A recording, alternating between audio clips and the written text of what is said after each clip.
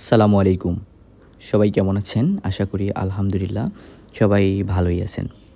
যাই হোক, আজকে আমাদের টপিক হচ্ছে খুব একটা ইম্পর্টেন্ট টপিক।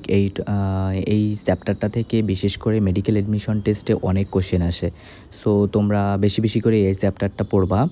এর সাথে তো অন্য চ্যাপ্টার আরও পড়তে হবে। আজকে আমরা একটা পড়ব বায়োলজির চ্যাপ্টার, যেটা হচ্ছে হিউম্যান ফিজিওলজি।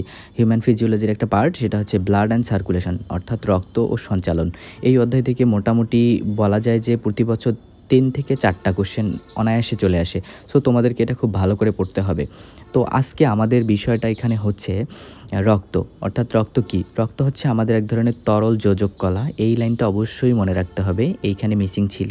অর্থাৎ রক্তরস নামক তরল মাতৃকায় ভাসমান ৩ ধরনের রক্তকণিকা নিয়ে যে টিস্যুটা গঠিত, সেটাকেই আমরা নর্মালি কী বলবো বলো তো? রক্ত বলবো। ঠিক আছে? সেটাকেই আমরা নর্মালি রক্ত বলবো। অর্থাৎ রক্ত হচ্ছে আমাদের এক ধরনের তরল যোজক কলা। এইটাই আমরা এখান থেকে মনে রাখবো। ঠিক আছে? তাহলে রক্তের কাজ হচ্ছে কি? রক্ত হচ্ছে আমাদের কি করে?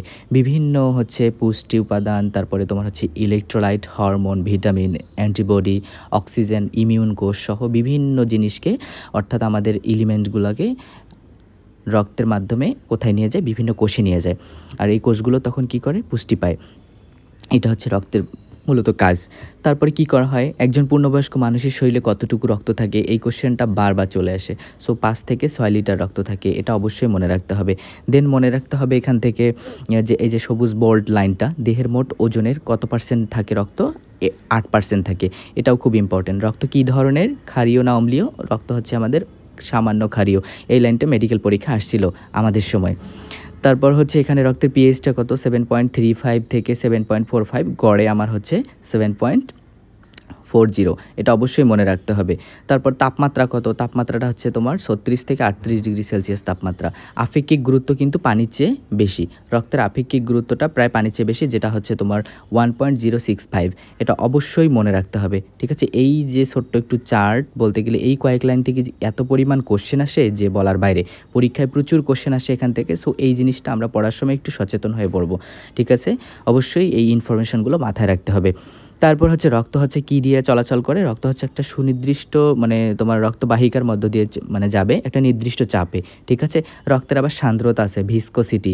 এই যে রক্তের সান্দ্রতা বা ভিসকোসিটি আছে, এটা মনে রাখতে হবে। এটা হচ্ছে কতটুকু? পানির চেয়ে প্রায় ৫ গুণ বেশি। আর রক্তে হচ্ছে আমাদের লোহিত কণিকা থাকবে, প্লাজমা প্রোটিনের থাকবে, এগুলো বিভিন্ন উপাদান থাকে। ঠিক আছে? নেক্সট পেজে আমরা কি দেখব? রক্তের সাধারণ কার্যাবলী। রক্ত কি করে? রক্ত হচ্ছে আমাদের বিভিন্ন পুষ্টি উপাদানগুলো পরিবহন করবে। যেমন হচ্ছে তোমার এই যে এখানে গ্লুকোজ, তারপর হচ্ছে amino acid, fatty acid, glycerol, এই যে ভিটামিন, খনিজ লবণ, অন্ত্র থেকে আমাদের রক্তে কি নিয়ে যাবে বলো তো? পানি। বিভিন্ন উপাদান হচ্ছে তোমার এটা ক্যারি করবে। সো দেন হচ্ছে তোমার কি করবে? শ্বসন গ্যাস পরিমাণ। তো রক্ত আমরা জানি যে কি করে? অক্সিজেনকে নিয়ে যায় কিভাবে? তারপর হচ্ছে তোমার অক্সিজেনকে আমাদের ফুসফুস থেকে কোথায় নিয়ে যাবে? বিভিন্ন দেহকোষে নিয়ে যাবে। আর দেহকোষে যে আমাদের কার্বন ডাইঅক্সাইড উৎপন্ন হয়, এই কার্বন ডাইঅক্সাইডটা নিয়ে আসবে তোমার হচ্ছে আমাদের কোথায় ফিরে নিয়ে আসবে? লাংস থেকে নিয়ে আসবে, অর্থাৎ ফুসফুসে নিয়ে ফুসফুস থেকে এটা বের হয়ে যাবে। তারপর এরিথ্রোসাইট। এরিথ্রোসাইট কী করে? এরিথ্রোসাইট হচ্ছে আমাদের যেটাকে বলা হয় রেড ব্লাড কর্পাসেল। আর লোহিত রক্তকণিকা তৈরির একটা প্রক্রিয়া আছে। এই প্রক্রিয়াটার নাম কি বলো তো? এই প্রক্রিয়াটার নাম হচ্ছে তোমার এরাইথ্রোপোয়েসিস।